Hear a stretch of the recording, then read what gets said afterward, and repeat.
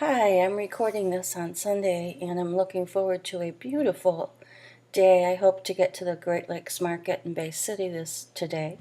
And I enjoyed the pumpkin farm yesterday. I feel like I need to get out when the weather is beautiful like this because who knows when should I say it, snow will fly. Okay, discussion board, very, very well done.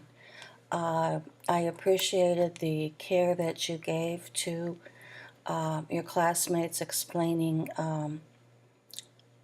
what they had done well and what they hadn't. Some of you, please read my comments on the graded discussion board. If I felt that there needed to be any improvement in your replies. I think that's it about discussion boards, except for when I talk about what you'll be doing this week.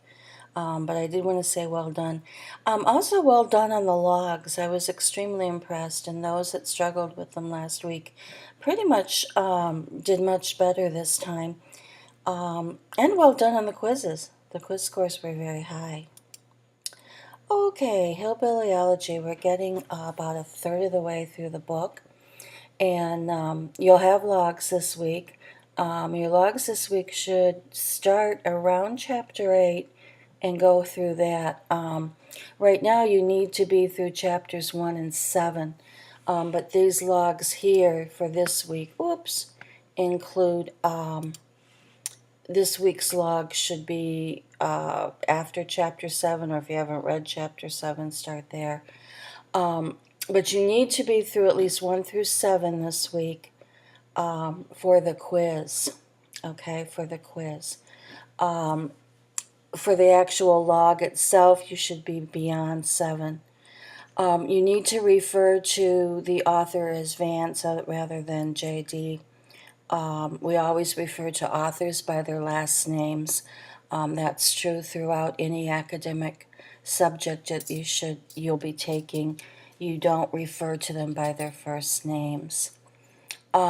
Some of you still need to be more specific in the summary.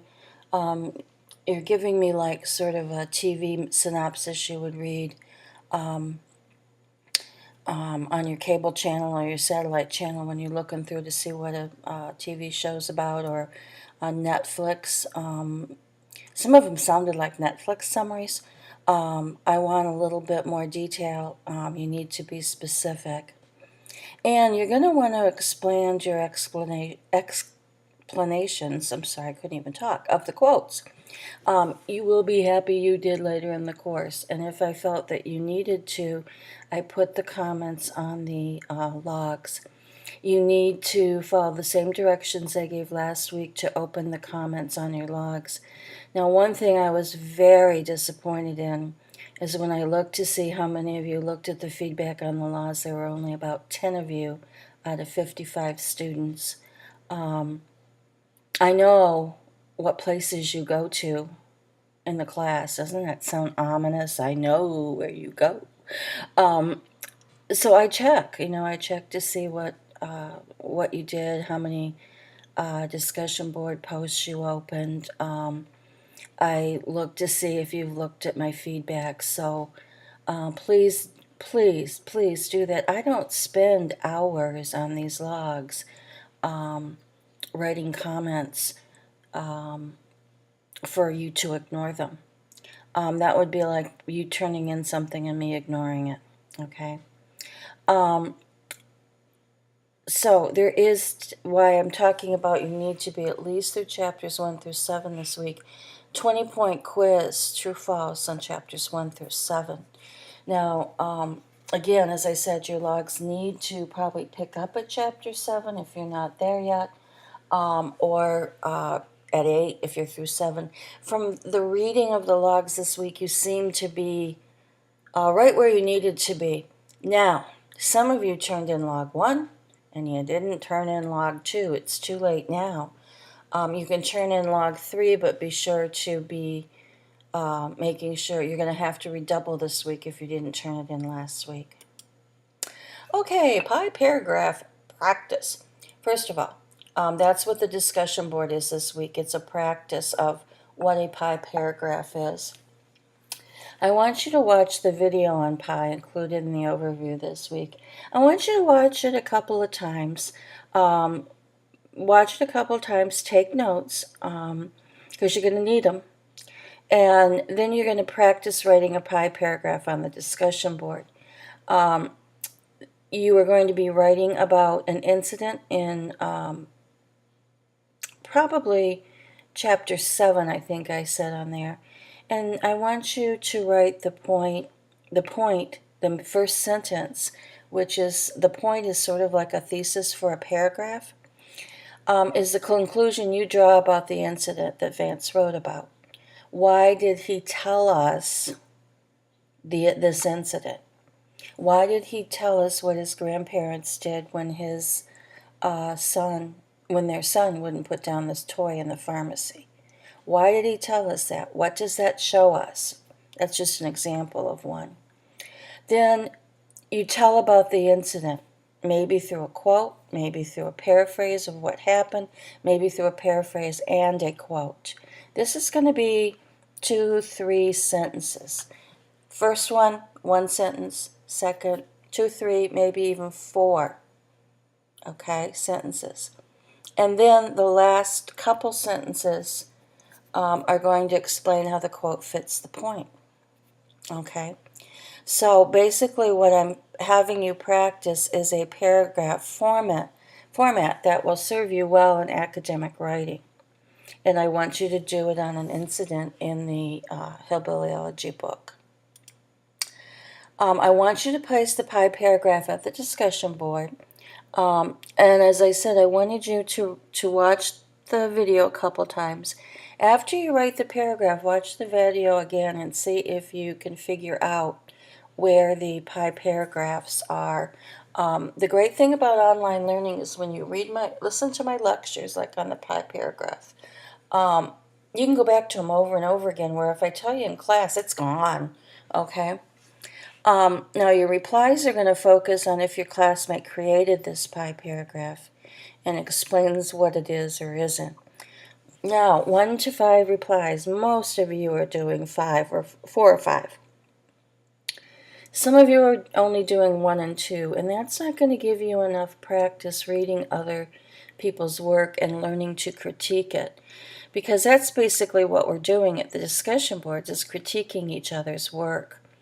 And we need to practice that, because by examining other people's work, we're learning a little bit more about how writing works, and that kind of almost magically